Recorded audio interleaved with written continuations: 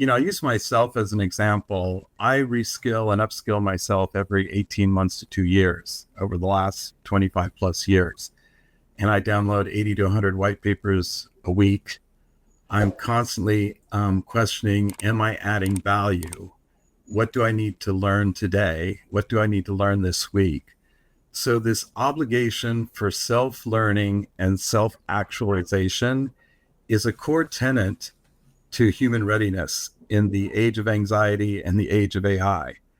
And so I think there's an individual enablement and responsibility that we all need to take, we all need to nurture. And then from a corporate organizational perspective, we need to make it outcome-based, modular, fun, interesting, communal. I love learning, and I'm not threatened by AI. I've been on the AI journey for 20 plus years, and I think we need to look at it as a symbiosis and a partnership with new robotic, machine colleagues. And then those colleagues and ecosystems will grow with alliance partnerships and more upskilling and reskilling. And this is sort of the new normal. So I think it's a very co-creative journey. And thanks, Samir, for your acknowledgement of ecosystem partnerships. I don't think anyone can do it alone. I think organizations need to partner, and we as individuals need to learn from one another to enable our upskilling and to enable our cohorts and colleagues to upskill and become smarter, better, more fulfilling professionals. So those are some thoughts, and glad to hear more thoughts from you, Lori, as well. Excellent. Thank you. I'm going to piggyback a little bit on the statement you made around self-actualization, because that is so much the work that we do around helping people, again, move up that ladder of adult vertical development. Samir, you made a great comment about how do we ask better questions? How do we step in through curiosity? Those are not skills that come naturally to us. We oftentimes in a variety of professions get ahead by knowing, having all the answers. And we are operating in a world where no one person has all the answers. And sometimes a single person has none of the answers. So we've got to start to figure out how do we self-actualize, Peter, to the words that you used, in a way that we can hold that ambiguity. So in order to kind of move forward. The other thing I would add here is I think there's a people piece to this, which is how do we really equip people with the right skills, both from an AI technical spot and kind of some of those more soft skills.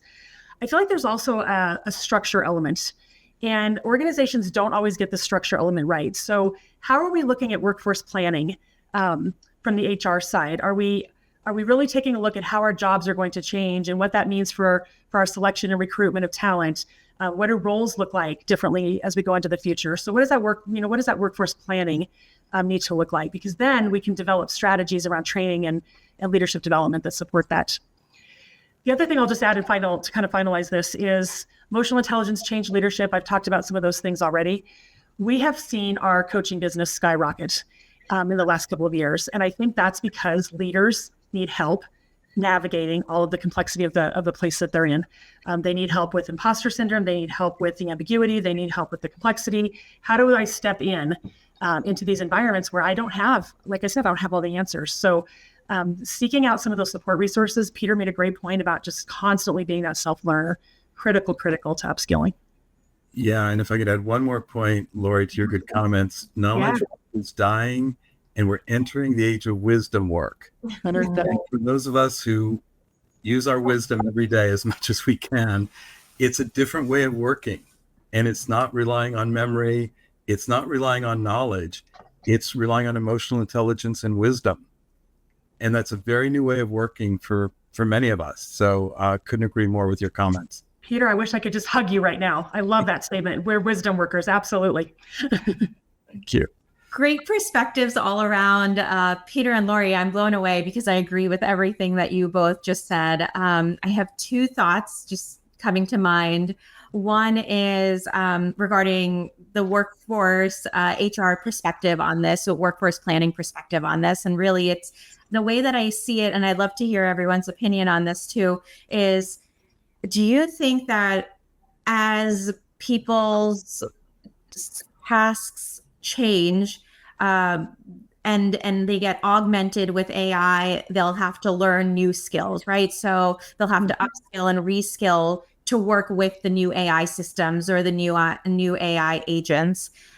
And what does that really entail? That means that they won't be the specific knowledge worker anymore. They'll have to jump from perhaps one department to another department to another department. And I'd love Peter's opinion on this because you worked in consulting. But the way that I see it in the future is that everyone is going to be an employee, and it's going to be a consulting type of world where you jump from project to project instead of, being siloed into a department.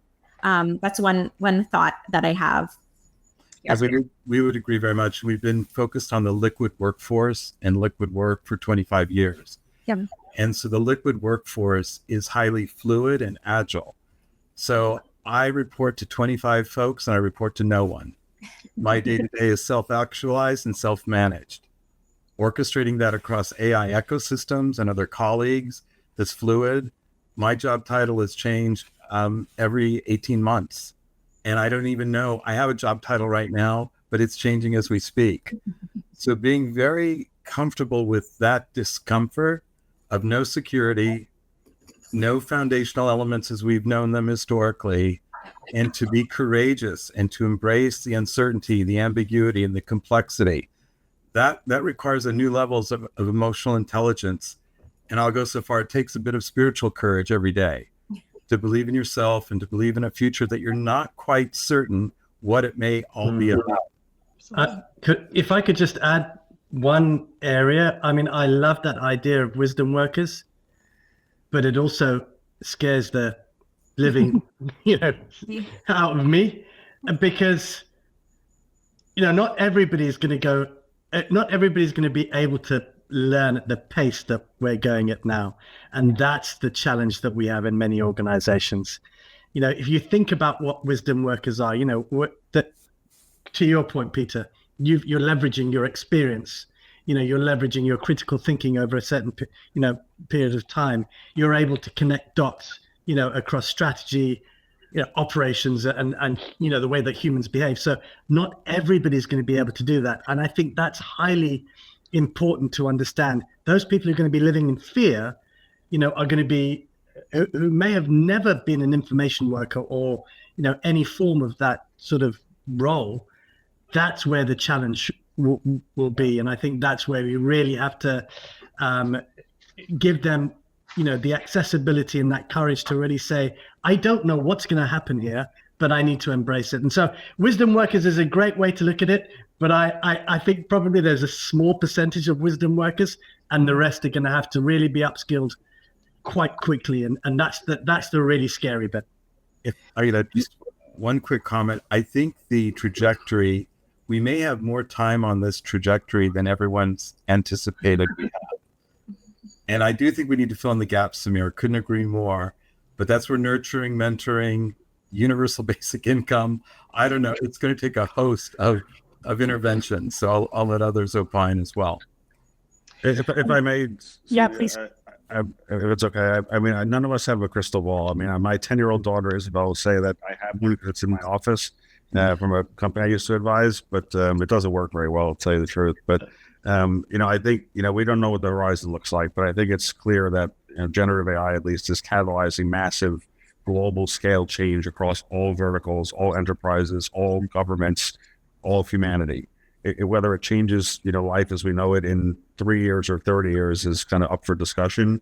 But I think, to kind of think about the query that Sonia raised a few minutes ago, how our work will have to change or must change. I think the other side is probably more the case for the actual worker, the person that's, on the front line, seeing customers, that's doing clerical work, that's, seeing, the factory floor, that's, that where a lot of us started 25, 30 years ago, that's starting in consulting as an analyst, for example.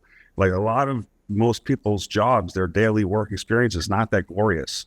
And like, when you think about the idea of like robots taking our jobs, like most people would be happy to give their jobs up to a robot. They don't really like their work. Most actual people in the Western world, in Europe, in the US and other worlds, aren't like thrilled to like go to work every day and do the jobs that they're doing. So, the idea of generative AI transforming the workplace and letting people do their best work and live their best lives should be a destination, not something that they dread.